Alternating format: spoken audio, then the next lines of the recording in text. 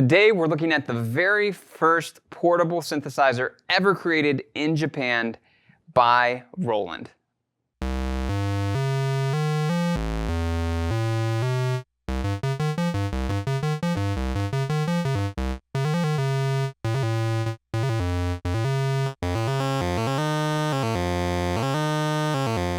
Hi, I'm Zach Marr from Alamo Music here in San Antonio, Texas. You can find us online at alamomusic.com. If you haven't already, hit the subscribe button, turn on your notifications. This is our Alamo Sound Lab channel where we talk about all things music tech related.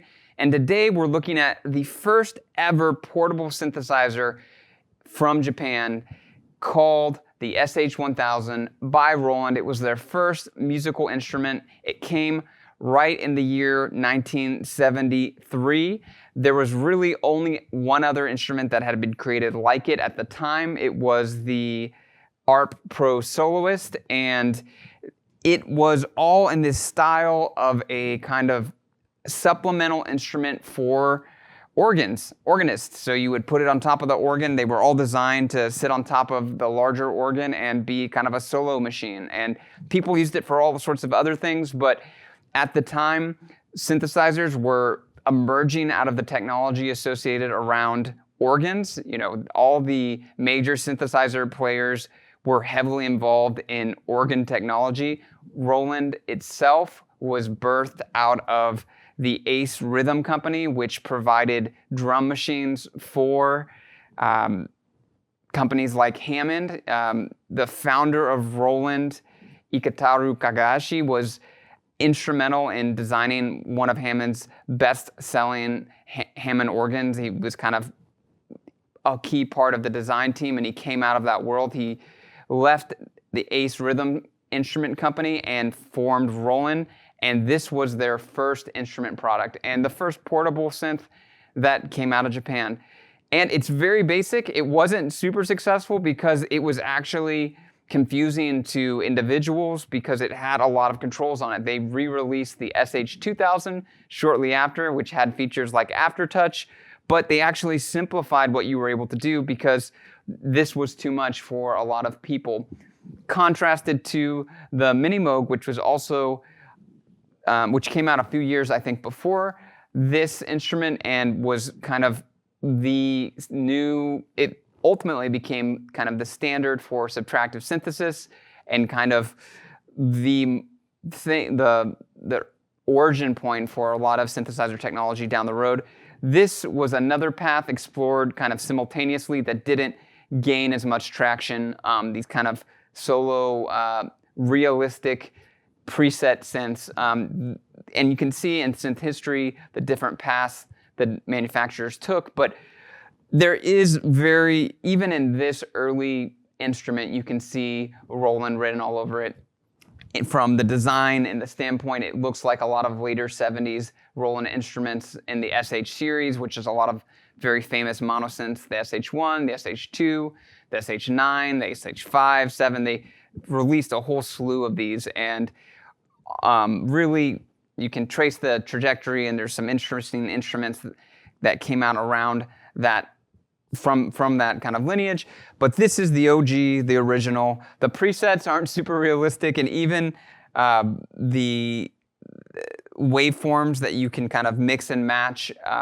It sounds, you can make some cool sounds. This one needs to be calibrated. So while I was playing it, I realized it's not totally calibrated. We're gonna throw it through the shop to get it functioning a little bit more smoothly and sounding a little better, but everything works. We're going to do a demo so you can get a sense of what it sounds like. The funnest parts about this instrument to me are the noise. It's got two noises. It's got pink and white, and it also has a really fun tremolo and vibrato that are kind of tied to LFOs that make kind of the sounds a little bit more interesting. The filter does self-oscillate. It kind of screeches at when you set it to max resonance. It's not the most pleasant sound, but it does do that. It's divide down. The inside, it's like an organ in the way it produces the fundamental tones from the oscillators. It's using divide down technology, which is its own thing. It's not as rich sounding in a lot of ways as non-divide down analog synths, in my opinion, but it is what it is. So let's take a listen and we'll wrap up with some concluding thoughts.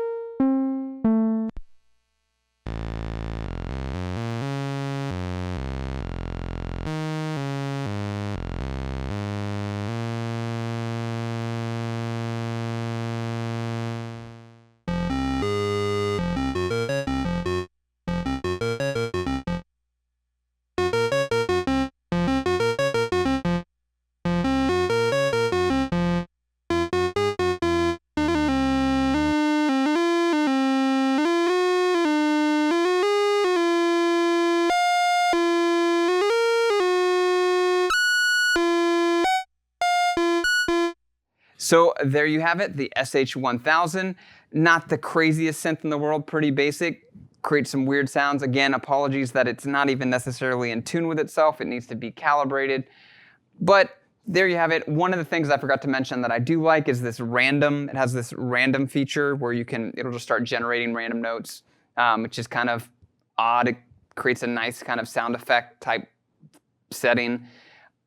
We're going to do a comparison between the SH-1000, the Yamaha SY-1, and the Mini Korg 700. We've done individual videos on those three, and these were the three kind of original mono synths out of Japan that all competed to be something like an art pro soloist, and were none of them particularly successful, but all really interesting origin point stories for some of the major manufacturers that came out of Japan that were to make a very large impact on synthesizer history down the road. So we're going to get these all tweaked and set up to do that video. So hopefully you stay and you watch that. If you haven't watched the other two videos on the SY-1 and the Mini Korg, you can look back on our channel and find them.